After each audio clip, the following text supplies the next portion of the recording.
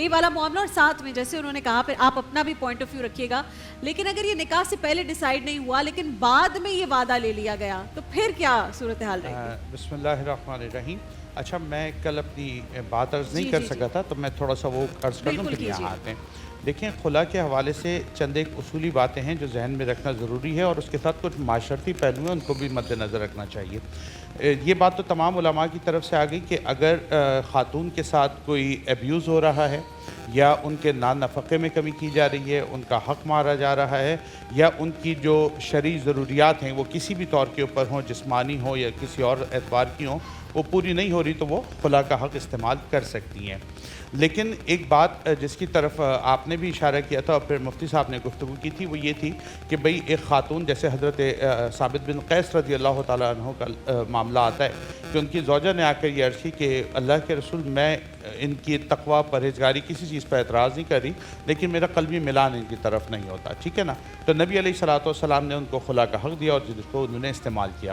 اب پوائنٹ یہ بنا کہ جناب علی اس کا مطلب یہ ہوا کہ ہر خاتون کے پاس یہ اختیار ہے کہ اگر شادی کے بعد ان کو اپنا شوہر پسند نہیں آیا تو وہ اس بیس پر خلا لے سکتی ہے. دیکھیں اب اس سے ایک بہت بڑا سوشل ایشو جو ہے وہ کھڑا ہو جاتا ہے. میں بڑی معذرت کے ساتھ یہ بات عرض کروں گا, پچھلے دنوں سوشل میڈیا پہ باقاعدہ ایک ڈاکیومنٹری چلی جس کے اندر یہ بات کی گئی کہ اس پاکستان کے اندر, میں بہت معذرت کے ساتھ یہ بات عرض کر رہا ہوں اور نہایت ہی شرمسار ہو کر عرض کر رہا ہوں, اس پاکستان کے اندر 78% ایکسٹرا میریٹل افیئرز چل رہے ہیں. آپ ذرا فیگر کاؤنٹ کریں, 78% ایکسٹرا میریٹل افیئر چل رہے ہیں اور این جی او نے اس پہ پوری تحقیق کی اور اپنی رپورٹس جو ہیں اس کو ایشو کیا ہے. اب ذرا آپ سوچیں اگر اس بنیاد کے اوپر ہم اجازت دے دیں خواتین کو خلا لینے کی تو 78% خاندان بالکل تباہ ہو جائیں گے. بات سمجھ آ رہی ہے؟ تو میں عورتوں کی ریپرزنٹیشن میں, لیکن ایک اور بات بھی ہے صرف مردوں کی طرف سے ایکسٹرا میریٹل افیئرز نہیں ہیں جی, عورتوں کی طرف سے بھی دیکھیں ایکسٹرا میریٹل افیئر مرد کی طرف سے تنہا تو ایگزسٹ کر ہی نہیں سکتا جب تک فریق مخالف اس کے اندر شامل نہیں ہوگا, یہ تو فریقین ہوں گے نا دونوں کی طرف. اب ذرا آپ اس کنڈیشن میں سوچیں اگر ہم یہ اجازت دیں کہ جناب مجھے یہ پسند نہیں آ رہا میں اس لیے خلا لے رہی ہوں, وہ کہتی ہے مجھے یہ پسند نہیں آ رہا میں اس لیے خلا لیتی ہوں, تو یہ تو ایک بھونچال معاشرے کے اندر کھڑا ہو جائے گا جی. اور لامحدود یہ سلسلہ ہے, ایک ہفتے کے بعد دوسرا پسند نہیں آئے گا, تیسرے ہفتے کے بعد چوتھا پسند نہیں آئے گا, تو بس ہم کیا خلائیں کراتے رہیں گے. اس بنیاد پر ہونا یہ چاہیے کہ نکاح سے پہلے, اسی لیے یہ بات ہوتی ہے کہ بالغ لڑکی بالغ مرد ان دونوں سے اجازت لی جاتی ہے, ان سے پوچھا جاتا ہے. آپ اس وقت اس بات کو ڈیسائیڈ کر لیں بھئی یہ مجھے خوبصورت لگ رہا ہے نہیں لگ رہا ہے, اس کا پروفیشن مجھے پسند ہے یا نہیں ہے, اس کی شخصیت میرے لیے اٹریکٹیو ہے یا نہیں ہے. آپ سے اسی لیے پوچھا جاتا ہے. آپ نے جتنے جھگڑے کرنے اپنے پیرنٹس کے ساتھ اس وقت کر لیں, مجھے اس کے ساتھ نہیں رہنا میں نہیں کروں گی, لیکن جب آپ ایک بندھن میں بندھ گئے پھر اس کی آپ پاسداری کریں.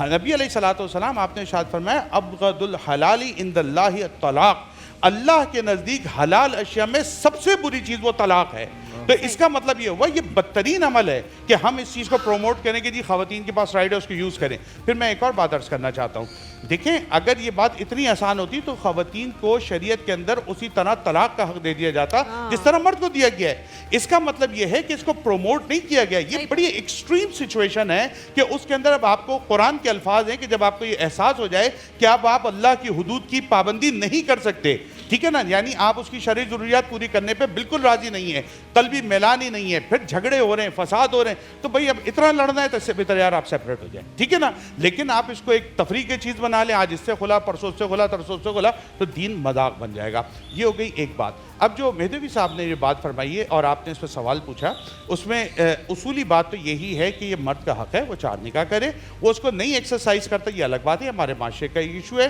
تو اگر شروع میں کوئی قید نہیں لگائی گئی اور مرد بعد میں نکاح کر لیتا ہے تو اس بیس پر طلاق یا خلا نہیں ہوگی, بشرط یہ کہ وہ اس کا نان نفقہ اور ضروریات کو پورا کر رہا ہو. ہمارے مردوں کی طرف سے زیادتی ہوتی ہے کہ جب وہ دوسری شادی کرتے ہیں تو پہلی بیوی کو اگنور کرنا شروع کر دیتے ہیں. اگر وہ یہ بدتمیزی کر رہے ہیں تو یہ بالکل ڈیفرنٹ سچویشن ہے, اس میں الگ بات ہو جائے گی. اور آخری بات